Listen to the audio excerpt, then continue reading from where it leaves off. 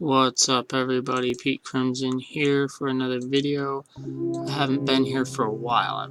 I've been doing this promotion, Northern Lights Pro Wrestling, basically ROH on steroids with the absolute best from all over the world. We're at Global right now, as you can see. A couple years in, let's look at my stats here. Alright, so you can see 2 years, 6 months, game time, 301 shows. Best show literally just ran last night. 99 main event, 99 co-main event, got me a 98 rating. Living for today, Ed Stone versus Champagne Lover in the main event, got a 99. Co-main event was, I believe, Born in Tradition, my tag team champions. We'll go over all this later, but highest attendance, 55,000. Yeah, I haven't really ran that big of events. And I haven't really done any pay-per-view yet. I just signed a couple pay-per-view things today because I realized, hey, I haven't been doing pay-per-view, so I could be actually making money. You know, I mean, I am making money, but not as much. But, so, this is my promotion. Now, I'm not going to go through like I usually do and bore you to death and go through my entire roster. Now, instead, this time I have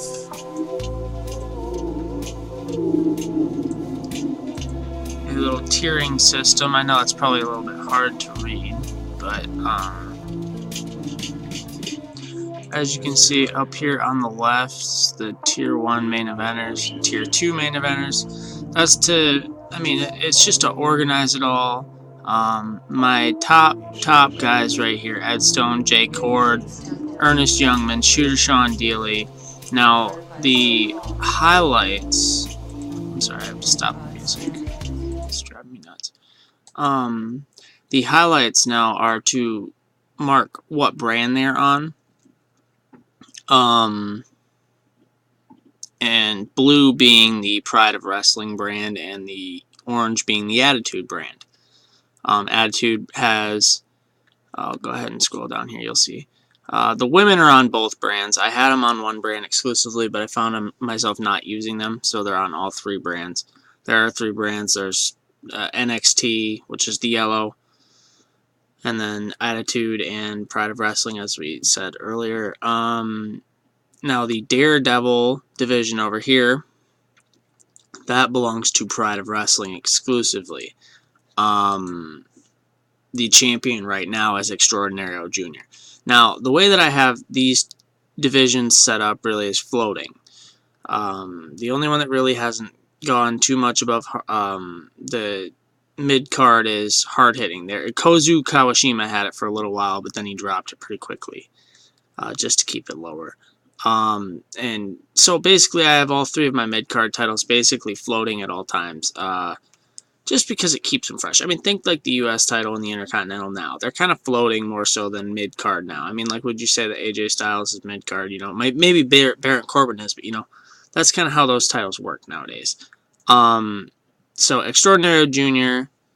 heads this very strong division. Acid 2 is in there. Amazing Firefly. Sunny Wildside, Hawk, a.k.a. Mainstream Hernandez. I hated that Mainstream. I just hate that name. I don't know why. Mr. Lucha 3, who just came back from a torn ACL injury. So really, he's just now coming back. Silver Tiger was a former world champion while NLPW was growing. He's kind of capped, and he hasn't really done anything in a while. I feel like I need to find something for him to do. I could have him kind of leech off of Ernest Youngman, but Ernest Youngman and Brian Vesey are on the other brand. So basically, he's on Pride of Wrestling, not doing a whole lot.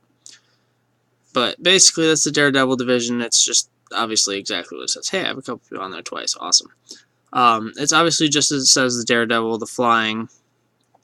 Yeah. Now, I don't have an Iron Man division really set out because the Iron Man title is kind of a little less exclusive than that. It tends to aim at just the random, and I actually just added another mid-card title today, just the television title, you know, to have another one that's not really exclusive to a certain style of wrestling. So the hard-hitting title is on Attitude brand, which obviously is all the guys you see here. Ray Snow is the current champion right now. He's just done good work. You know, he's not particularly going to hold the belt forever. It's not really going to go too far either. You know, he's just a he's there. I think Reaper is somebody that I have a lot of high hopes for that. Reaper being Scythe. That's his name, Scythe. And so he's come along very well. And my guys, honestly, like, it's just crazy. I've never had a game that's this consistently just crazy with the amount of talent that I have and that I'm able to use. But, so basically, I mean, this is pretty much it. I'm not going to go through, I mean, if you want to stop the video and look at my roster, I'll leave it there for a second. Scroll down. Like, I have my tag teams over here on the left as well. The two bolded tag teams are the champions. So, Shoot to Kill being Brian Vesey and Ernest Youngman on one brand, and Born in Tradition being Greg Gouge and Cameron Vesey on Pride of Wrestling. So I'll go ahead and switch you back over to see this stuff, and I'll just go through my titles real quick. Obviously, the Ed Stone is my NLPW champion. He's been so for about 9 months now, since October, and honestly, it just kind of came out of nowhere. I love Ed Stone. He's probably, you know, he's somebody in every game who I really enjoy to use, but he's never really gone anywhere. So in this game, I signed him, and he was one of my first signings. You know, after you hit Colt, because you start on easy, you start at Colt, but your first big signings really can determine, you know, their caps can really determine how far you go. And Ed Stone was a perfect example of that, because October was really when I started to catch really big strides and just, like, hit crazy matches. Ed Stone was basically the whole reason why. Like, he's not particularly, he doesn't have crazy star quality or anything like that, but I'll go ahead and show you this screen real quick. Dun -dun. I do not use that pick in that, but, you know, it does that. But, so as you can see over here, 96 in basics, 100 in psychology, 90, and, you know, the guy's just crazy good. His toughness is only 38, but I've never even had him get injured once. His resilience is 94, maybe that's why. But this promotion is not based on charisma or anything like that, or on popularity. Wait until you see this. Straight 100s. He just beat Champagne Lover, who had 99 and 100, because he's in South of the Border Pro Wrestling. And obviously, if you play for more than a year in-game, in C-verse anything, South of the Border Pro Wrestling is basically where it's at. They signed Remo immediately, you know, all that. And so, basically, I have a working relationship with them, which I may or may not have edited something just to do that, but I'm just saying. Just because I want this game to be perfect, you know, like, I haven't cheated to get anybody, though. Like, I haven't, like, switched any loyalties off. Like, I've bought out Pride, Glory, Honor Wrestling, and I've bought out GCG. So, I bought out both of them. I don't think I really bought out anybody in Mexico. I didn't have to. You know, that's really the only thing that I did. And beyond that, you know, you'll see why. But as you can see here, Ernest Youngman, a 3-time champion. Ernest Youngman was my first ever heavyweight champion. He was crazy good. Stood out immediately. Lost it to Killswitch, a.k.a. Frankie Perez. Silver Tiger. Then beat Killswitch.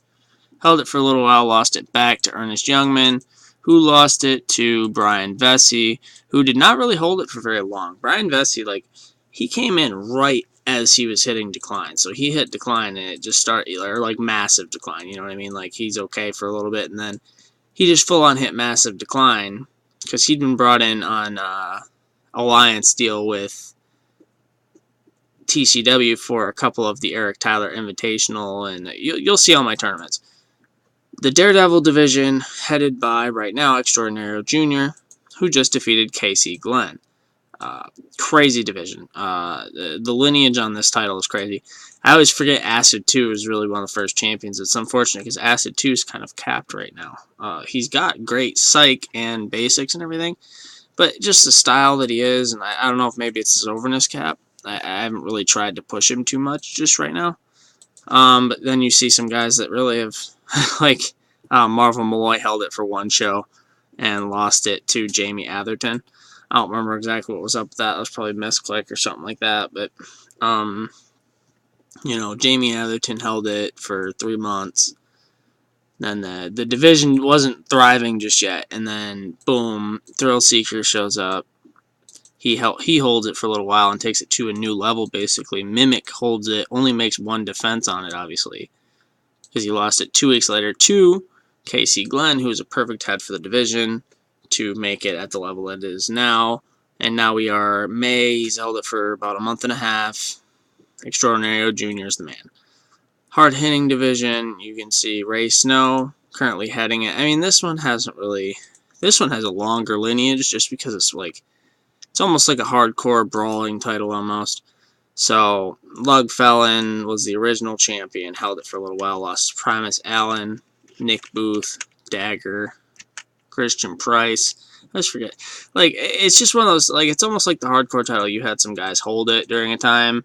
Because this division is, it's meant to be limited, though. It's meant to be, as you can see, it's the only one with a mid-card cap on it, because there's only been a couple people that could have taken this division to a different level.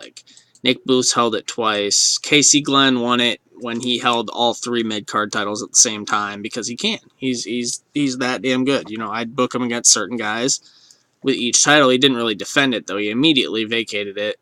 Or I believe he immediately lost it to the much bigger Bulldozer Brandon Smith, who then lost it to Kozu Kawashima. The Iron Man title, original mid-card title, I think it was the only one to begin with.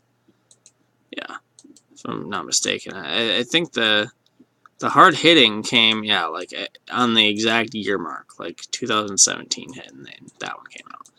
May 2017 was the Daredevil. So, the Iron Man was the original, headed by Avalanche Takano, Guerrero Murito. And this is when we were Cult. So, we had a very extensive lineage of pretty good workers on this mid-card title. Silver Tiger, Bobo, Bulldozer Brandon Smith, who then lost it to Extraordinario Jr., who those two is basically the never-ending story. Those two have great chemistry. It's a shame that Bulldozer's already declining at 36 or some shit, so I can't really push it too much right now. But those two had some great, and that's why Extraordinario Jr. had 9 defenses on that title, is because he was feuding with Bulldozer the whole time. Storm Spillane won it for a little while. I don't know why, I just haven't used them. They're perfect fits for the company, I just have not used them. They've just taken a back seat. There's just been better teams pretty much the whole game. Brian Holmes won it for the first time over Storm, lost it to Cameron Vesey, who immediately lost it back to him the next week. Yeah, literally the next week. So Brian Holmes then lost it to Shooter Sean Dealey, who held it, and this was when the title started to kind of elevate, and then it went to that. I mean, he was the first. Brian Holmes is really good, and he was upper mid carder, but he could not break that main eventer. Shooter Sean Dealey was a full-on main eventer. Ended up losing it to Air Attack Weasel, White Angel. We were trying. That's Frankie D. And tried to keep the title kind of limited at this point. Nick Booth won it for a couple weeks. Marcel LaFleur won it and held it for a couple months. He's a guy who won it. He deserved it. Dean Waldorf won it because Marcel got sent to help out one of my development feds. Al Coleman won it. See, and then KC Glenn won it, and he won it, and this was the original one that he won before he basically was handed the Daredevil title, and he won the hard-hitting title. He won it all in May.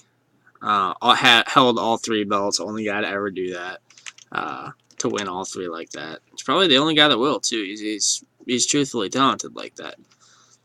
El Mitico won it, then lost it back to Brian Holmes, and then just now won it back last night in a great match. Really, it was only an 80, but they're just that title in itself is crazy good. Oops. Next gen is obviously my NXT, which if you looked on the the tier system. Spencer Spade's my main event guy there. I have like Kip Keenan, Logan Wolfsbane down there, a couple other people from Japan down there, like a la NXT, you know, like Kazuhide Mitsukashi. He's not super young, like he's 33, but he's there. You know, think like Hideo Itami, somebody like that. You know, Shinsuke Nakamura. He's not young, but he was down there. I don't know. That's kind of how I use it, but that's because of course that's on my roster. I can still control it, so it doesn't have the greatest matches, but like, so it's maybe not necessarily like NXT like that. The whole promotion is a little bit more based like NXT in terms of like ring work. So the tag team titles, it's so funny. I've had these titles and they've been so successful. I've never put a thingy on there. I think you guys are gonna see a historic moment. I'm gonna put some tag title belts on there.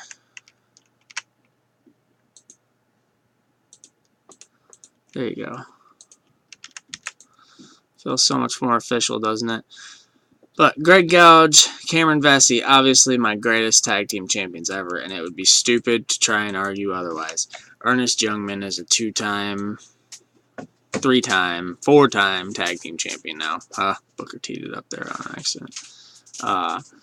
But he's also a 3-time world heavyweight champion. He's just Mr. NLPW, I mean, until Ed Stone came around. Of course, I thought Ernest was going to be it forever, but he just wasn't. He probably still could be, but I just haven't booked him that way. So they've held the titles since February. It's now July, so they've held it for about 5 months. They've defended it 20 times. Obviously, Prestige is at 100. They're both full-on main eventers. Like Greg Gouge has 92 over in places and 83 over in some places. Cameron Vesey is 84 over in all of America. You know, like the television title, which is yet to be defended. I'm going to have a tournament on... Probably, I should have it at a pay-per-view and have it interpromotional. You know, make it intentionally like that. It's Clash of Styles, I like that. Zoe Amos is my women's champion, basically just because Joanne Rodriguez had to drop because she's maternity leave in like 2 months. She's like 37, decided to have a kid in the midst of her most successful run ever. A little strange, but you know, whatever. I won't judge it. So Zoe Amos is a champion. She's like apparently like Bailey. Like the game keeps telling me that the young demographic really likes Zoe Amos winning. So I'm like, okay, I'm probably mispronouncing her last name, but I mean it's a fictional character anyway, so whatever. Deborah Young and Juliet King are the tag team champions. Obviously they're both beastly women. One's a middleweight and one's a light heavyweight. Well, I guess they're both middleweights, but they're both ripped. They're both bodybuilder types. They have great chemistry. They lost to Zoe Amos and Jamie Quinn, who's a former women's champion in her own right. Alicia Strong. Devil Karube was the original champion, lost to Cherry Bomb, Jamie Quinn, Alicia Strong, Joanne Rodriguez, and now Zoe Amos. So, I mean, truthfully, if you look at that lineage, it's kind of gone down a little bit, but it's unfortunate. It's really just an accident because the division is actually thriving. I have a lot of really good women. I have like Brooke Tyler. Like I'm Eric Tyler, so I have Brooke Tyler. It's kind of funny. I signed her recently. NLPW World Champion. This is obviously the one for the Attitude brand. I just started this title in February. Shooter Sean held it for 3 months. Defended it 12 times in 3 months, though. That's pretty impressive. He held it, I believe, 100 pretty much the whole time, too. Yeah, he had it up to 100 by March. And when he lost it in May, it was still 100. So now it's 92. That's not to say Jay hasn't held it up as well, but Jay, I don't know, his skills are weird. Like, I think he's one of those people, like, his skills are capped, so I've seen him gain, like, a couple things every once in a while. Like, I think he just turned 28, so he gained a little bit more. It was weird. He was capped before. But, so that's the world title for him, and obviously Shooter Sean. Him and Shooter Sean actually have a great tag team. It's funny. They actually have great chemistry. But the NLPW World Tag Team, and I kind of mimicked I try to make the tag team division a big deal here, which is unfortunate for, like, the jobber tag teams. I won't say jobber tag teams, but I'll say, like, indie darling tag teams. So like Thunder and Lightning and stuff, where like if that was just my tag division, which it was initially going to be like that, just keep it mid card. But I just always seem to find myself really enjoying full on tag team main event wrestling. I do. And so they're the only champions that have been it since April. Because I initially was having them juggle both brands, but I was like, nah, might as well give some other tag teams a chance. And then I put it on 2 main eventers, but whatever, we'll figure it out. Then we have the Eric Tyler Invitational, which is the main event tournament. It was initially won by Silver Tiger in my first year. Second year was Ed Stone, because Ed Stone really hit his stride. Like I said, probably, yeah, about October. So that tournament was done in December. So he really had started to take off at that point. So he won it. And not the greatest matches for those considering all the lineage. And it's funny because the King of Trios is 100. We had Team South of the Border Pro Wrestling win it last year. It was Champagne Lover, El Leon, and Big Cat Brandon came in and defeated Extraordinario Jr., Silver Tiger, and Killswitch in a 92 rated match last year. But this is obviously before we started having 92s every week. So the Ultimate Challenge was won by Brian Vesey. That was just a battle royal, just done for the hell of it.